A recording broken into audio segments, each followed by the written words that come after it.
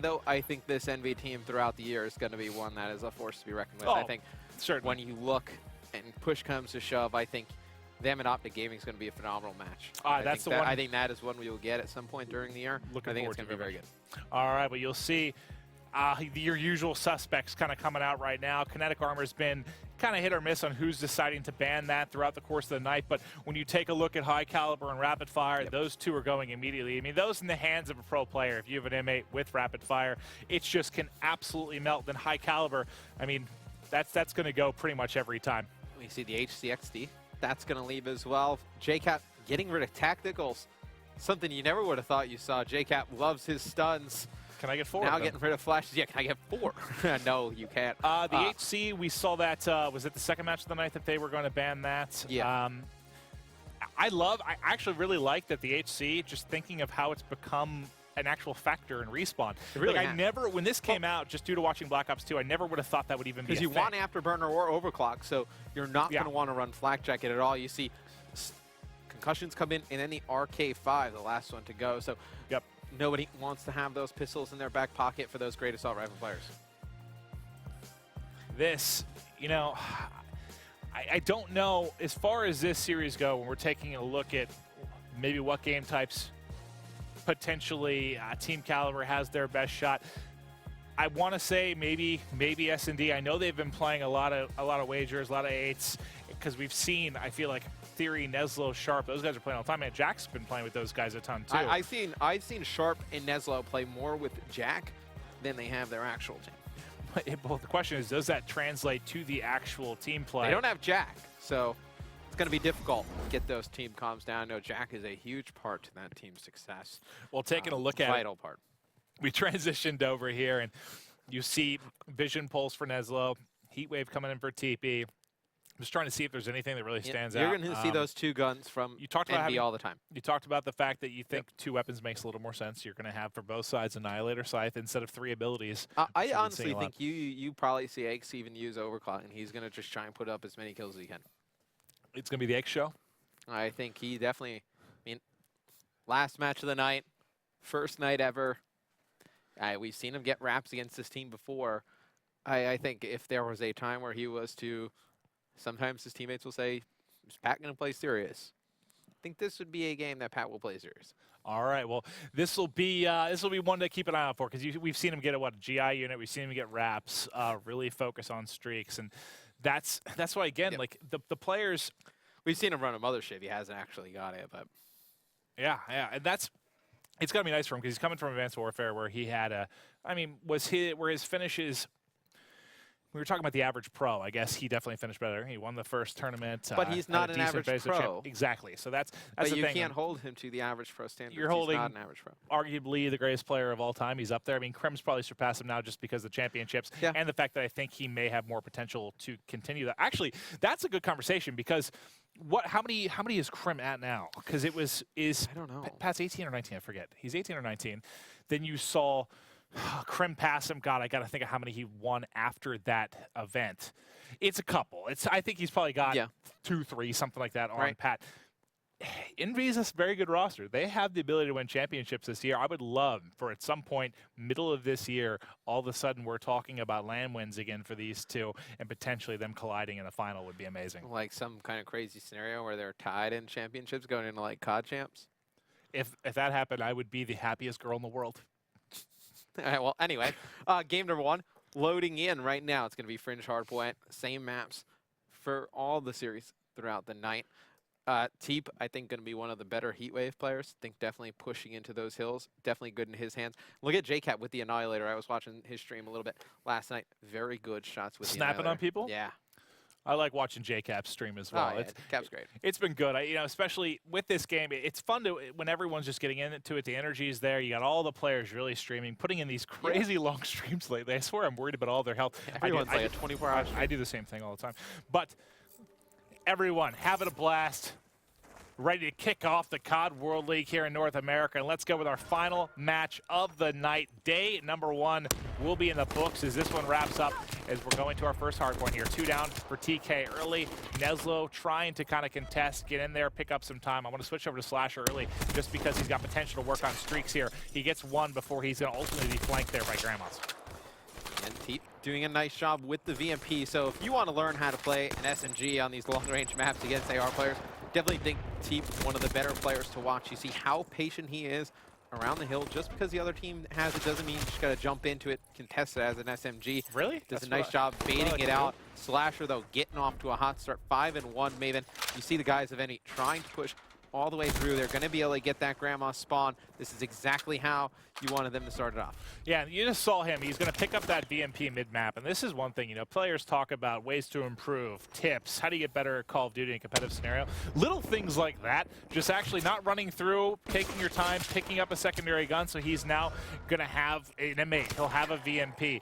It's so important in some of these respawns, especially with a lot of these maps. I mean, a lot of these gunfights you're going to have such varying degrees of range to them. Yeah, without him down, you see JCat picking up 2 in the kill feed. The hill's going to be contested. Sharp's going to have to force that gunfight. He's going to be taken out by Slasher. JCat running up top. You know, Slasher pick up that VMP. He is very close to active camo. Would not be surprised if he actually uses it to pick up streaks. So if they start to push the hill, if they kill JCat, he actually use that camo, pick up his streak, pick up an easy kill. He's going to challenge right away. I don't like that play. That's the definition of why I was talking about him picking up a secondary gun. That would have been sick. You know, he gets the M8, he's able to push forward, clean up with the VMP as well. But like you said, getting close to streaks, you don't necessarily have to make that gamble. I think he was just feeling hot right now. He's 11-4, man. He's leading the way with pretty much everything. He's going to use his camo, though, to try and get to the back. And he's going to catch Goon, almost able to turn onto Theory as well. But he's going to ultimately end up dropping. And this has been the Envy show earlier. They are firmly in control. If you go on with Teep, I believe he's actually using I wonder if the Envy team's going to have to use that afterburner. You see Teep get to the hill, pop that heat wave. He's able to get one, not able to pick up another one. You see Goon picking up a big 2-piece in the kill feed, and it's going to be TK taking the hill back, starting to gain some time. They're getting that favorable grandma spawn you want to set up for. So long as they can hold it, they should still be able to add to this lead, to this deficit actually, but come back, take the lead. Looking over here at Goon, he's going to be set up top of the VMP. He's going to be taken out. JCap right now, 11-5 on a 4 spree, trying to deal with a player coming up steps. Able to shut that down. He had the L-car. He has his Annihilator ready. When do you think JCap's going to save this L-car for, Matt? Is he just shredding his players? Coming up steps you know, on him? the Annihilator, I think he saves that for when they either push tracks or need to break another hard point. JCap's going to be playing all the way in the back, trying to get those anchor spots. He's got a Lightning as well, so he can use both of those. You know, 13-6 for Cap, 13-9 for Slasher. Aches and Teep both getting off to a little bit slower starts, but doing a lot of work in the hills. You see Teep picking up 1 at range. Aches in the kill feed as well. Same with Slasher. We haven't seen a team do as good a job as FaZe did earlier in the night as pushing this out. You'd like to see them push out both sides of the track, small the opposing team very far. Then you can get easy 60s on this. Absolutely can. They're starting to mount the comeback a bit here. 30 seconds left on track. I want to watch Sharp as he's going to try and flank around here. He should have 1 or 2 easy ones. He picks up 1, trying to defend now, but they're getting a close spawn here at back farm. They're trying to fly in. He gets caught kind of in an awkward position, trying to switch between guns there. Theory going to be cut down as well, Matt, and this is very close to being a tie game. Yeah, no, TK did a great job. Taking a lot of time there. They're going to make this one pretty close. As you see, it looks like Theory trying to set up on this mid streak. Going to give the last 10, 12 seconds or so to Team EnVyUs, and going into the second half, I think if you just see Neslo play a little bit better, same with Sharp. Sharp struggling right now, doing a nice job controlling those hills, but Sharp plays a little bit better. I think this is one TK definitely take. And he is just going to cut down his opposition there. TP's on a 4 streak, Matt. He's so close to streaks. Why does he decide to get, like, why don't you just go top barn there maybe and try to pick up a couple kills? He was, what, 175 off his Lightning? Really close to getting things going as far as streaks go. I know TP not usually a guy playing for his life necessarily as much, since he usually plays in and around the hard point. But now you have JCap on a 3 streak. He's trying to work his way towards streaks as well. Still had 500 to go, so he wasn't all that close to really get anything. And Teep's gonna be back in. He's got the heat wave to go with it. He was playing in and around the hill. Not a good idea to pop it there. I like the idea to save that heat wave. You're going to see Theory try and push that back alley. He's going to get cut down.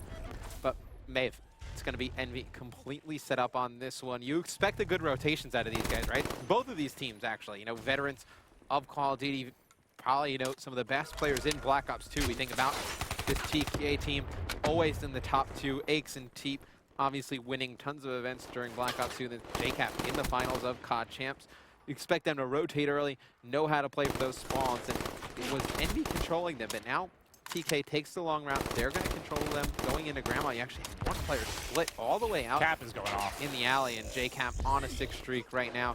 He is 75 away from streaks, but they did not expect Goon to spawn in that back alley. Yeah, that's tough because he was really close. I told you TP was really close to getting streaks earlier. Just coming up a little bit short, man. I saw that on the mini-map. As soon as that one player spawned out, you can see they were going to make a play. They were set up knowing TK was spawning over by Grandma's. Goon gets a split spawn all the way out by that back alley area, almost by where that flag is in CTF on Fringe. And he's able to just come and take both those players. That's huge going forward. All right, well, let's get eyes on. Cap's been playing really, really strong here. He's set up at the new hard point. Should tick in just a second. We switched over. Now, who's going to be able to try to get the break for TK? No one really in position except for Goon, who's pushing the back spawn. He won one gunfight to get control here. Can he take out another player? Peeks him out a window there for just a second. He's going to fly at him. That's a big kill. You got to get him out of that position. Heads up play by Aches pushing forward. Aches is going to gun sharp as well.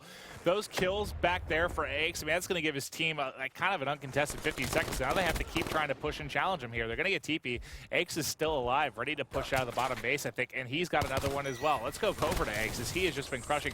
He's going to drop almost immediately. Now the flood's going to come in to top bar. It's going to be JCap trying to deal with it. He's able to get one with the M8 before he's peaked and finally taken out. But he does have his Annihilator. I don't think this is the hard point you want to use it on, but he's had it up for quite a while. I mean, him and Teep. Why are you going to use it here, maybe, to get ready for tracks? Playing great. I mean, Teep getting a ton of time in the hill, but even more Cap. 29 and 13, almost 2 minutes in the hill. You have Aches doing a nice job playing in and around the hill as well, and you know, even. But we saw it right there on that Grandma hill. He was down at the bottom, you know, was having that BMP, that SMG, able to take out 2 players. Cap trying to push into the hill. Then he gets this test spot. Oh, hey, there you go. Pretty easy kill. You see Sharp flooding around the outside. JCap's going to look at his team spawn up in front of him. He's like, that's not right. Not the way I want to be looking right there. And he's taken out pretty easily. You see the heat wave come in from Teep. Huge blast radius, able to take out Neslo. And the problem for TK for me right now, Nathan, is just the slaying. No, outside of Goon. Yeah, I was trying to like switch through, see who might get a Sharp's little bit of a alive streak, a little bit. might get something going, but for the most part, I mean, you're looking at -5 to -10 pretty much for the entire team.